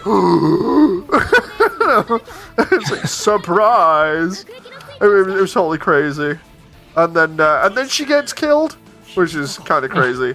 She's on like an escape shuttle at one point, and she's flying off. They're having this fight, and one of the enemy units goes to intercept the shuttle. Kira manages to throw a shield. It manages to block the beam, if I remember rightly. And then just as he's looking at it, going, "I saved you," right, like 2 feet away through the window of a ship, it gets shot by a secondary beam and explodes right in his face. Like, no, dude, talk about traumatic. Yeah, it was crazy. But then he proceeds to literally get his space waifu, who's also a politician, who also gives him really overpowered mobile suit, and he's like, I like you. And she's like, yes. And then they're just waifu and husbando for like the rest of the series. And she's also like, surprise, I was politician the entire time. Surprise Pikachu face. It's crazy. One of the other funny things that I find hilarious about it is, over the course of the series, they write his best friend to actually like grow and learn to not be so crazy and not try and kill your friends. And they make him a pretty good character, and then they basically give him all this character development, and then at the end of it, they completely retcon all that character development when they make the next series, See Destiny. They have him literally start from scratch all over again for like no reason. And then you have Shin as well, which we've mentioned about before, where Shin has his moments of just screaming. Yeah. It's like, the craziest thing for Shin is, he's actually in one of the battles that Kira's in, when they're trying to defend this island full of like civilians, and it's basically just what you could essentially equate to Japan. It's like Kira's like, I'm gonna defend Japan, and in the middle of this fight, Shin's family and him are running away from all of this, trying to get to an evac shuttle, and he gets thrown to the side by one of the mobile suits going overhead, and then his entire family plus his little sister get shot by a stray beam and killed. It's just like, dude. And then of course every time he sees a mobile suit or sees the mobile suit that Kira's in, he literally just like goes crazy. It's like, but yeah, Shin's character was not done decently in Destiny, so instead they literally just have him like raging all the time and falling for like really stupid stuff, like the Damon. Shin has the rage, but I'm not going to say the first part of it. He has the, yeah. Oh, yeah. But yeah, no, the craziest part about it is Atherin ends up on the same side as Shin at one point, because Atherin's like, I'm not sure I can be the same character again. I'm going to need to go through the entire character arc all over again. So they have him going through that, and while he's doing it, he eventually starts going back on his character arc, his normal one that they've already done, about being like, you know what, maybe I should listen to what people are telling me, and maybe I should question my superiors more, because these are kind of like dubious plans that people have, and yeah, basically when Atherin's questioning everybody and decides, you know what, I'm gonna leave and go my own way and like go talk to Kira about this. They send the bad guy sends out Shin to intercept him, because he's like, oh no, he's kidnapped one of the other crew members, when really she just came along with him because she thought everything was a bit sus. He's like, oh, he's kidnapped one of the crew members and taken one of the other mobile suits. You're gonna have to kill him. He's a traitor. And Atherin doesn't say anything. He just screams and then goes and kills him. He doesn't actually kill Atherin, but he intercepts him to the point where Atherin has to fake his own death.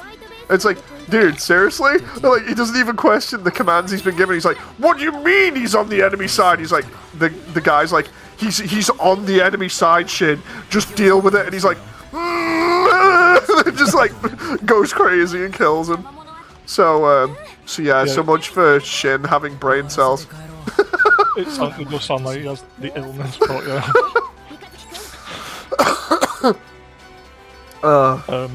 It's crazy.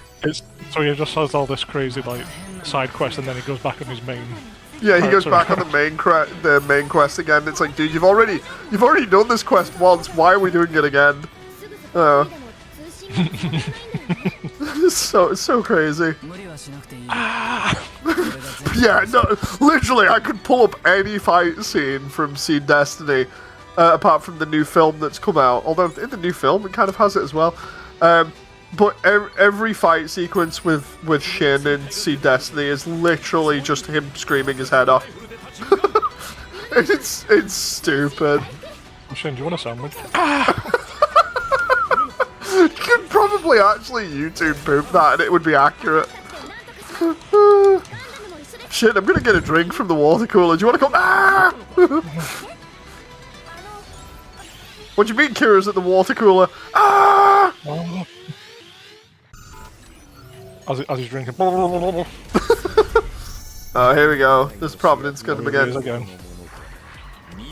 Oh yeah. Also, the Rao here is the antithesis. Is it antithesis, or Rao is the counter racist to the actual space racist? So basically, remember how I said like how there's the space racist? Yeah.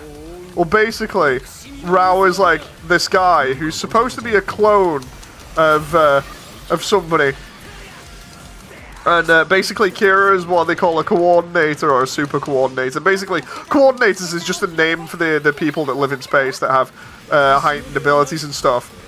Super coordinator is just Kira, because his nickname in the fandom is literally just Jesus, because he's that good, right? And Rao's just like, you're too good. Oh, I'm gonna kill everybody. So yeah, he instead of being racist against humans, he's just like, no, I'm just gonna be super racist against specific space people. Also Nuke. He's like, the way that Rao solves his racism thing is literally just by trying to multiple nuke some colonies.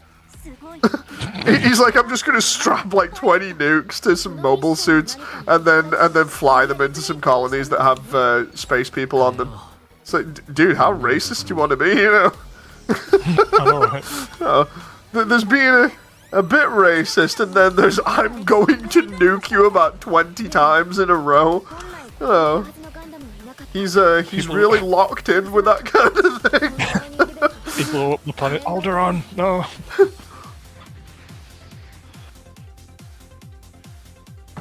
But yeah. Damon says also Shin falls in love with a brainwashed enemy Cyber New type. Yeah. You know Stella, the one in the Destroy Gundam that's in Berlin on this. Shin falls in love with her in one of the scenes because she ends up doing an onsen scene with him at one point where they both end up in mobile suits that have been damaged. And they're like, ooh, we're getting a cheeky onsen scene in there. And then in like the next sequence, Kira kills her. Wait, what? Yeah, basically they end up like splitting up a couple of times after having slightly more romantic moments, and Shin being like, "Oh, I'm gonna take you away from all of this," and then she has like this moment where, because she's brainwashed, she goes crazy and starts destroying all of Berlin in the Destroy Gundam. And while she's doing that, Shin's trying to appeal to her, and she's like, for a moment, she stops and goes, "Oh, Shin, nice to see you there." Kira comes out of nowhere and literally just kills her flat out. Oh my god. So anyway, problem solved. Meanwhile, everyone in Berlin be dead. Jesus. It's totally fine now.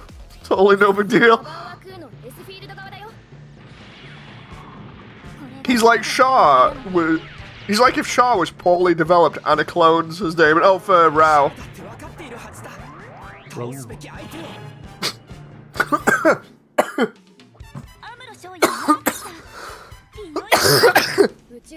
I don't know why, but I started laughing there a little bit. And then I started choking on my own drink. I blame Shin. I blame all the space racists today. It's not on, man. We need to nuke him. I love my really lazy way of explaining Gundam. It's just so stupid but funny. Think Kira literally comes out of nowhere from space. Yeah, he literally comes in from one of the ships in space out of nowhere and just kills her in like 2 seconds. At least it's not Victory Gundam. Victory Gundam I've mentioned a little bit before. That's like super depressing. Most of it's all depressing. Victory Gundam's one of the most depressing ever. They have to fight a weapon that specifically targets people and it can just turn them into mush. It's like, and you are paste now, bye. Like, what? That's not good. And before that, Crossbone is I'm going to kill all the Earth people by gassing them, quite literally. Oh my. It's literally an artist from space with some gas who may or may not be a painter, and his plan is literally just to smuggle poison gas onto some ships heading for Earth, and then detonate them so everybody gets poisoned. And then when that plan doesn't go well because of the Crossbone Vanguard, who are space pirates that come in and find out his plan then changes too. So I have this big robot that has like giant wings and looks like a skeleton, and that has like beam cannons on it and everything else. I'm going to use that to kill everybody while I'm on the way to Earth to gas them with the gas that's inside the giant robot too. Yeah. You can't make this up. And then you've got the other parts for Crossbone, which are crazy, including one bit where it's like, you know, Amuro off this. Yeah. In the film where Amuro and Shah fight each other, Shah's counterattack, Amuro and Shah both end up seemingly vanishing. We don't know whether they got turned into like new type energy or whatever, but everybody just classes them as KIA. That's when that's why they make Full Frontal, you know, in Unicorn. Yeah. That's why everyone's like, wait, what? Full Frontal? It's the second coming of Shah? Because he's meant to be a clone of Shah. But like, the funny thing is, in Crossbone, which is years later, one of the side stories is literally Amuro gets cloned, and then they put him in a mobile suit and have him try and kill everybody. Oh my god. Which is nuts. It's like an AI clone, if I remember rightly, or something like that. There's one after that which I've not quite like looked into yet, but it's just like it's what was it? There's a shoot, like an offshoot of Crossbone, where they've got like another different type of Gundam in it, which has like a giant anchor on its face, and that one is apparently ridiculously horny from one of the manga reviews that I've watched of it recently. No I was harm. like, wait, what?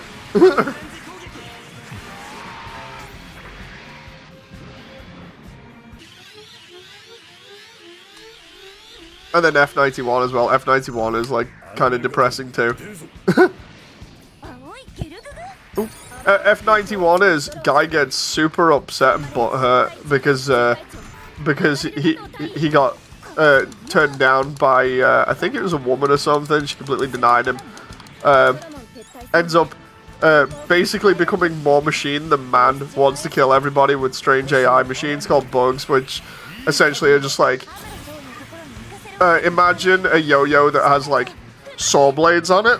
That's basically a bug. I think we fight him in this at one point, and they just automatically target people. Like, so you see him like chopping people in half in like office buildings and stuff like that in F91. But yeah, the thing is, he basically is like, by the end of it, he's a massive misogynist who's like, I hate women. Meanwhile, he's piloting this thing that looks like a flower with metal tentacles. It's like, wait, what? And at one point in F91 at the beginning, I can't actually watch anymore. It's ruined it for me because there's a the Crossbow Vanguard before they go good end up attacking this colony where the F91 is, and basically when they're attacking, there's a load of mobile suits just fighting each other. Of course, the usual like things going on where there's collateral damage, and the worst part is there's a load of people running, and there's this woman with her kids running from a building, and no joke, one of the suits that has physical weapons, you know, like bullets and stuff, one of the bullet casings falls out of the gun and literally hits her in the head and kills her instantly because of how large the round is. And the worst part comes after it, because then her kids stop next to her and try and check to see whether she's alive or not. It's like, dude, that is the most depressing thing I think I've ever seen outside of like certain parts of Victory Gundam. It's just like, dude, not cool. I honestly can't watch F91 at the beginning for that now. It's terrible. It's like the rest of F91 is fine, but the way that they establish the stakes with that is just like, no, just give me other people being killed. Yeah, that's how it starts in like the first 15 minutes. So yeah, like, it was John nuts. Wick with the dog. Yeah, like John Wick with the dog. Oh. I don't need to explain IBO because we've already done that in multiple things, where it's basically just depression in a nutshell, and Julieta being a jobber. I need to go back and actually watch Wing properly. I know I've said that before, but it's like when I was a teenager, I had no idea what was going on with the story properly. It was just like, bad guy's bad, Gundam's good, and now everybody dies. The end. That was literally it for me. So I need to do that. Explain Space Runaway Ideon. I need to watch it again. It's been ages. I can't remember. I don't know, you've gone now. It's like trying to explain the Big O and just be like, so anyway, everyone has amnesia, right? Oh, I know about Big O. Big O's amazing.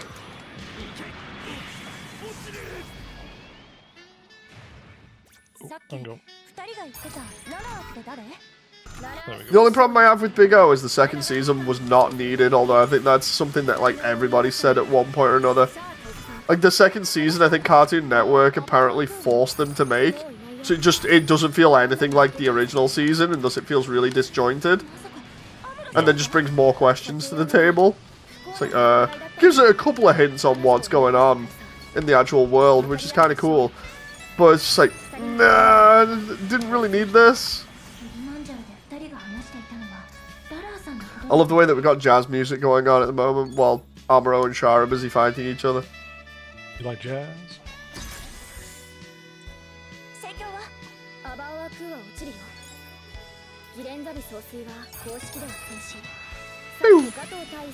I remember telling you the end of Zeta Gundam as well, where I was like, and then he becomes a vegetable. You're like, wait, what? Explain Gurren Lagann. Sue's already seen Gurren Lagann. Oh, I love Gurren Lagann. And that's got some depressing scenes in it as well. Oh, Kamina's death. Kamina's death. Yeah, Freaking, trying to remember. couple of the other deaths are really bad as well. But it's the original one, not the rerun.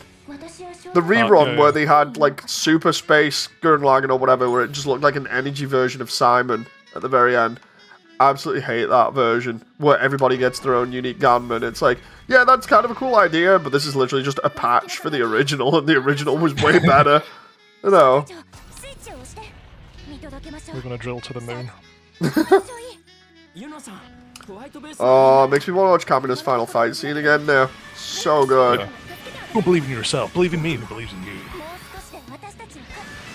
Also, pro-mer as well for a laugh. And then they were gay.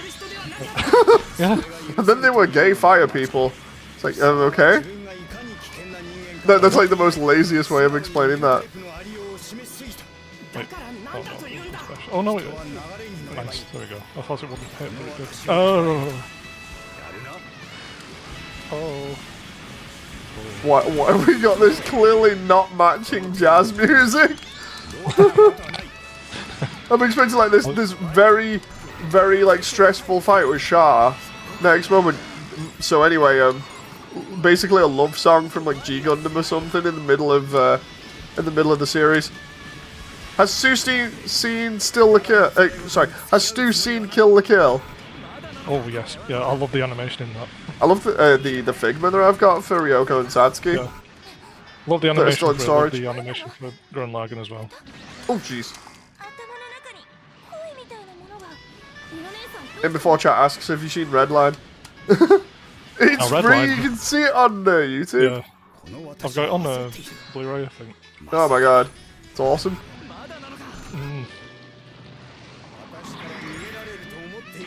Have you seen the pilot for Redline? That actually establishes a little bit more about it.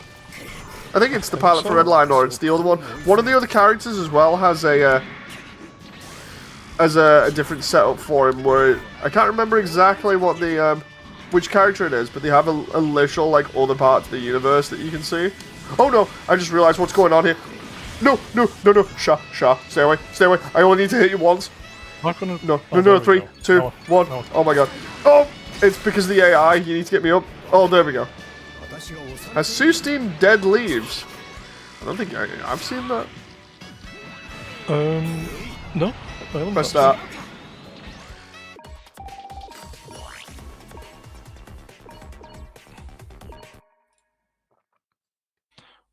Got that thing tuned in my head now, Gurren Lagann. Roro, fight the power? I remember that's a literal meme on the internet.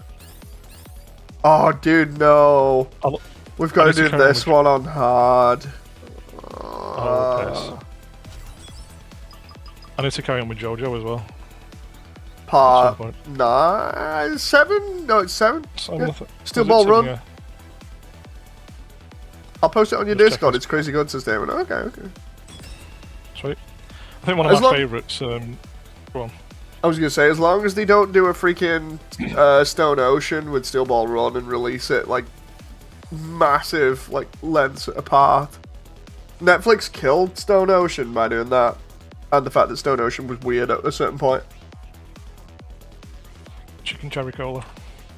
Oh god, freaking dude! Part 4. Like I'm gonna go full JoJo fan now. Yeah, so good. Like. Me and Jen have seen them all the way through. So we've seen Phantom Blood Battle Tendencies, freaking Stardust Crusaders, Diamond is Unbreakable, Golden Wind, Diamond's Unbreakable, yeah, and Stone Ocean. And out of all of them, I think I like, despite Part 3 being my introduction, like a lot of people, because it's Part 3, it's super popular. Apart from like my introduction and really liking Part 3 originally, I actually like Part 4 more, I'd say, which is crazy. Yeah, I can see where you're coming from. I love Diamond is Unbreakable, and then I think after that I like Part 5 and then Part 3. I was going to say obviously one of my favourite animes, and I've watched it with you, is Gintama. Oh god, yes. I can never finish Gintama though. Yeah, it just had the perfect blend of everything: comedy, like emotions, action. It is perfect. There is nothing better than it, I think. We need to get like a one-to-one plushie of Sadahari. Oh god. What? It's like the size of a school bus. Mitch would love it. It's like, oh my god, big doggy! She really would, that's the thing. I might actually have to show her Gintama for a laugh, see what happens. Just not showing the one with the wall. Oh. The wife and the wall. That was What's so the one funny. where they were going down a cliff, it was in a coffin, there's like dicks coming out of it or something. That was the one. That was the Is that one. Yeah, 'cause That was so funny. And then the other one with them going down a mountain. It's like in a ski resort, and they're literally just steering them with their dick. So funny. don't steal gin the strawberry milk. I remember we had an obsession with strawberry milk. Let's see. Mooney, so what day me and Damon join you on SD Battle on PS5? Jen is on the PS5 and always is, which is why I've not played PS5 in ages. Because like I do not touch the PS5 other than like the small windows where I'm allowed to, really.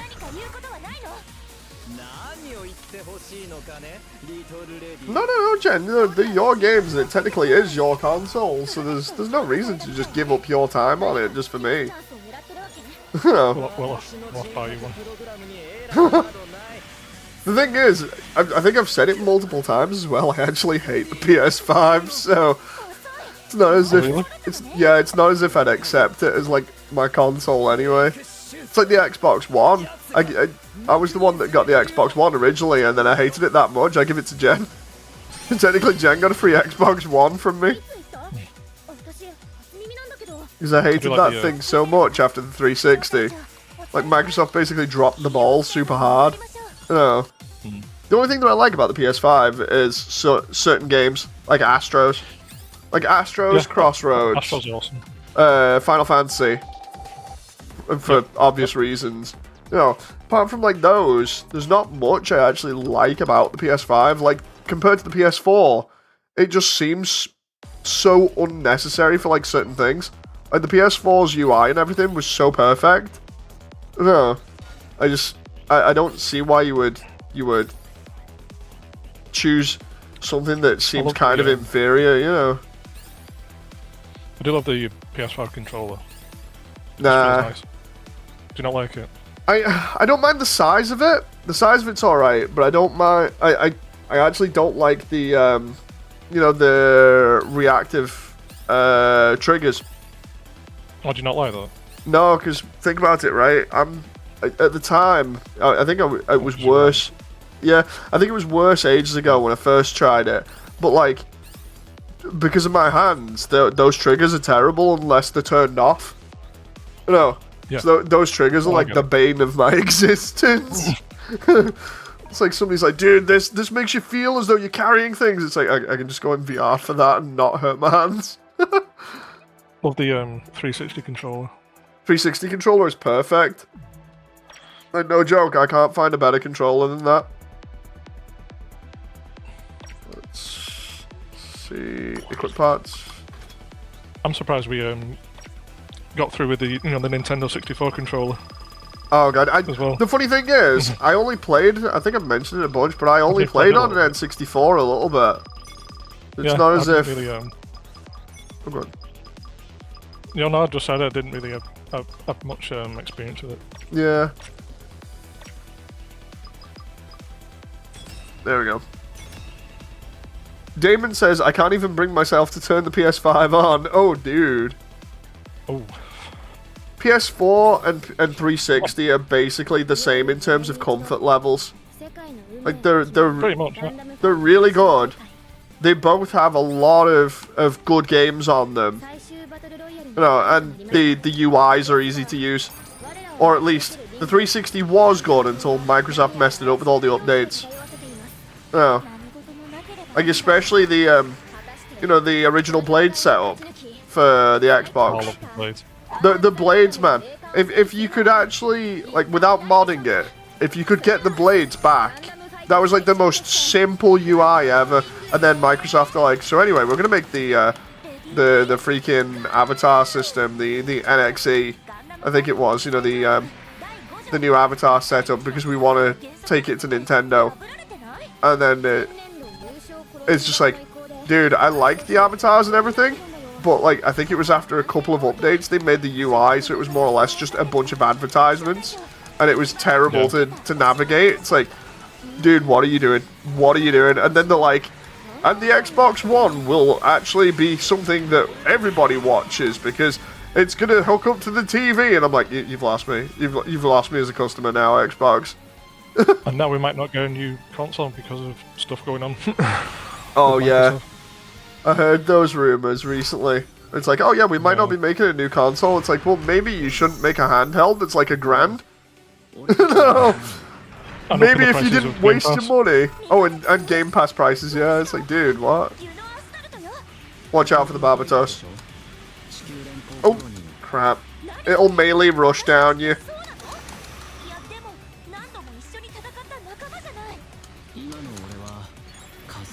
Mika's just wrecking me here.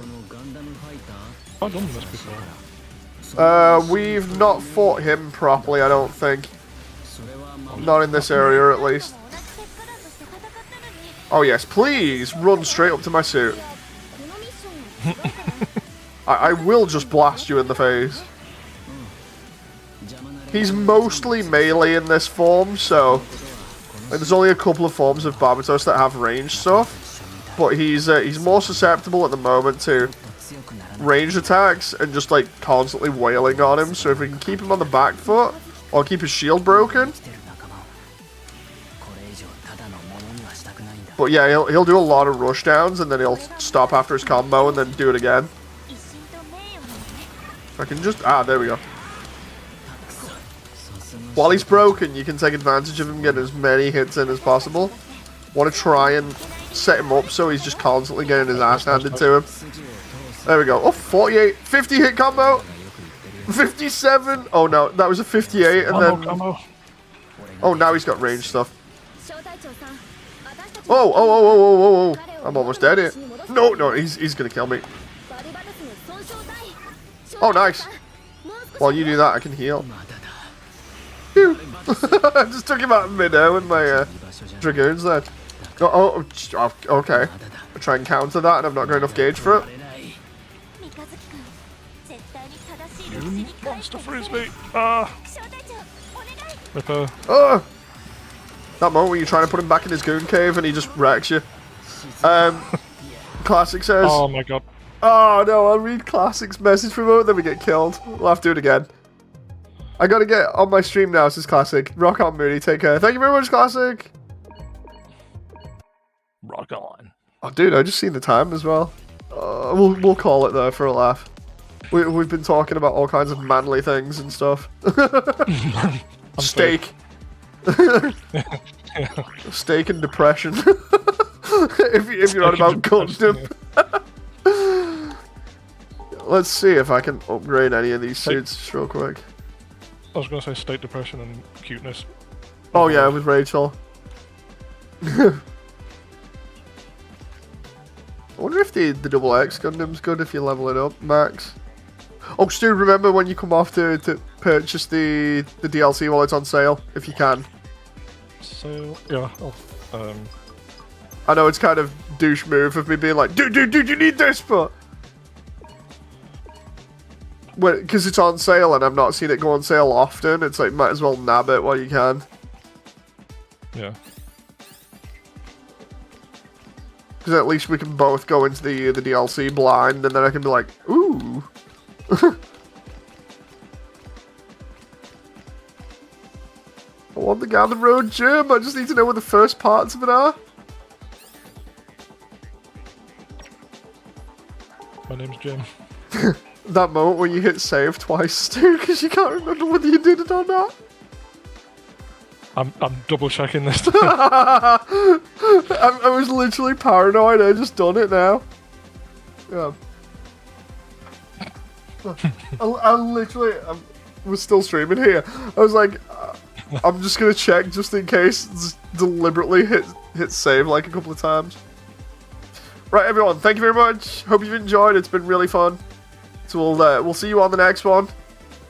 And yeah, did you remember to save, says David? Yes, I did. Hit save again for the third time. We'll call it there. Thank you very much. And it's been a pleasure. So until next one, Yep. bye. Bye.